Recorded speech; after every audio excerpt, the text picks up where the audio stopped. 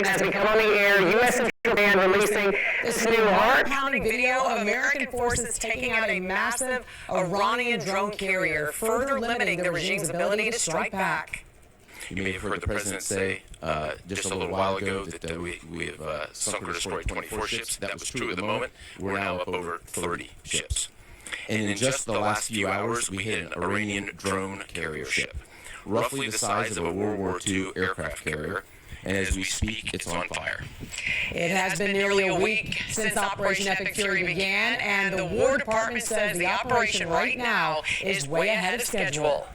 Our forces are executing with unmatched skill, and the mission is advancing decisively. This is the kind of no-nonsense, results-driven warfighting that America demands. And you're delivering it in spades. Angela Brown joining us right now from the live desk with the latest happening on the ground right now. Good morning to you, Angela. The Pentagon says Iran's Navy almost gone, completely wiped out at this point. Right, and we're looking into the numbers this morning, Dan. This is what we found out. The CENTCOM says over 30 Iranian ships have been destroyed since the U.S. began its strikes, including that massive carrier that you were just talking about. Now, according to military leaders, since the start of the conflict, the U.S. has cut Iran's ballistic missile attacks by 90% and its drone attacks by 83%. There is now indication the war in the Middle East is spreading, of course, to other countries. That's the big thing. Azerbaijan, which shares a border with Iran, is vowing vengeance after an Iranian drone hit them. The attack ended with at least 4 civilians being hurt. All of this comes as the Iran foreign government is being pressed for attacking its fellow Arab nations in the region. Why are you attacking your Muslim neighbors during the holy month of Ramadan? Please don't mistake. We have not attacked our neighbors. We have not attacked Muslim countries. We have attacked American targets and American bases, American installations, which are unfortunately located in the soils of our neighbors. Well, the foreign minister went on to say he hasn't asked the U.S. for a ceasefire. He doesn't have plans to. This morning, those wide-scale attacks are continuing across Iran. Israeli and American forces are dropping a new wave of bombs across the region today. Both President Trump and Secretary of War Hegseth reiterated this war has no timeline at this point, and it's only the beginning. We're staying on top of all the developments. All right, Angela, thank you. The Israeli military also expanding its strikes outside of Iran, targeting leaders of the Iranian Revolutionary Guard Corps. Yesterday, the IDF struck multiple IRGC and Hezbollah command centers in Lebanon for the first time since that operation began. And I'm once again calling on all members of the Iranian Revolutionary Guard, the military, and the police to lay down their arms. They're only going to be killed. And now is the time to stand up for the Iranian people and help take back your country.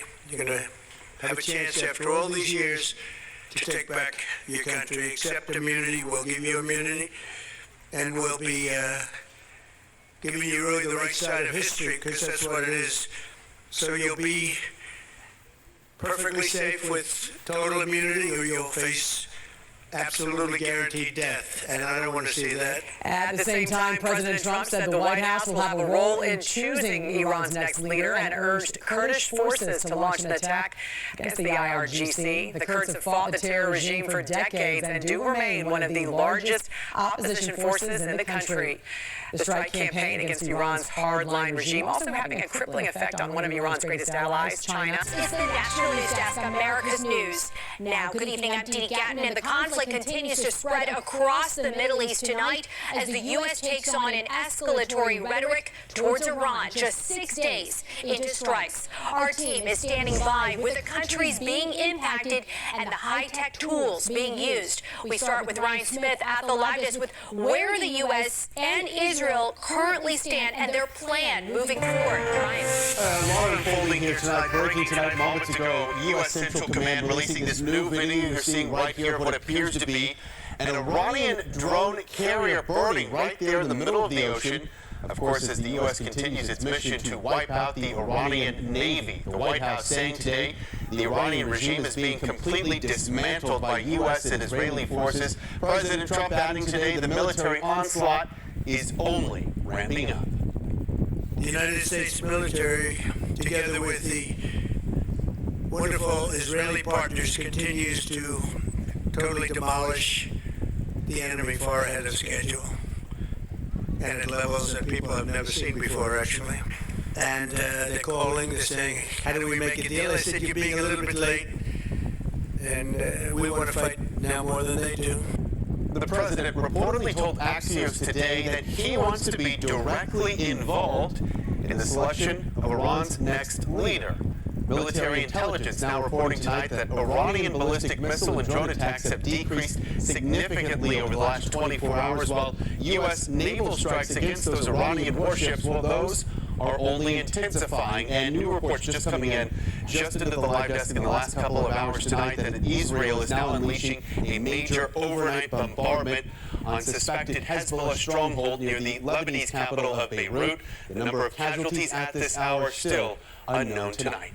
And taking a live look now over Capitol Hill, where the House has failed to pass a resolution that would bar President Trump from taking any more military action against Iran without congressional approval. The vote failed by a slim margin of 212 to 219. Two Republicans bucked their party to vote in favor of the measure, arguing Trump is breaking his campaign promise of no foreign wars. But the vast majority of Republicans support the administration's actions in Iran, bringing with it a new era of American warfare, and that includes high-tech advancements, tools powered by artificial intelligence, and the first naval torpedo able to sink an enemy ship since World War II.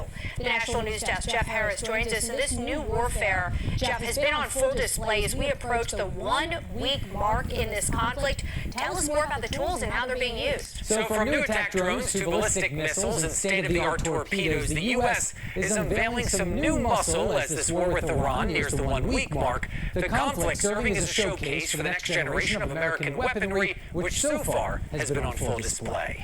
Since launching Operation Epic Fury, Secretary of War Pete Hegseth has been crystal clear. Its goal is to destroy Iranian missiles, wipe out its naval capacity, prevent the regime from getting a nuclear weapon, and take out its naval infrastructure. Iran is hoping that we cannot sustain this, which is a really bad miscalculation for the IRGC in Iran.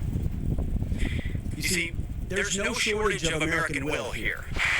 To accomplish those goals, the U.S. has been flexing some new muscle, including brand new precision strike missiles, which have an extended range of over 310 miles. Plus, the low-cost unmanned combat attack drones, also called Lucas, which cost around $35,000 each and are designed similar to a drone made in Iran. Also, for the first time, U.S. Central Command's drone task force, called Task Force Scorpion Strike, launched countless one-way attack drones, achieving massive effects. I'd like to point out these drones were originally an Iranian design. We took them back to America, made them better, and fired them right back at Iran. A U.S. Navy submarine also sinking an Iranian warship with a single Mk-48 torpedo, America's first torpedo attack to sink an enemy ship since World War II. Each one, according to the Navy's 2025 budget, costing around $4.2 million.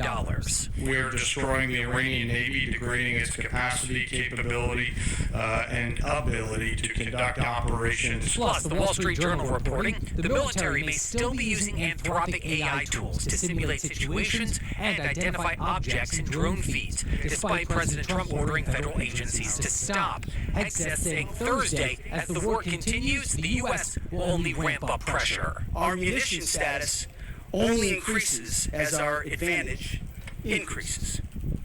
Our capabilities, we have only just begun to fight, and fight decisively. Now, according to the Center for Strategic and International Studies, the first 100 hours of Epic Fury are estimated to have cost $3.7 billion. That includes $3.1 billion on munitions, $359 million on combat losses and damage, and $196 million on operations and support. Now, the Center also reporting of that $3.7 billion, around $3.5 billion was unbudgeted. Reporting for the National News Desk, I'm Jeff Harris.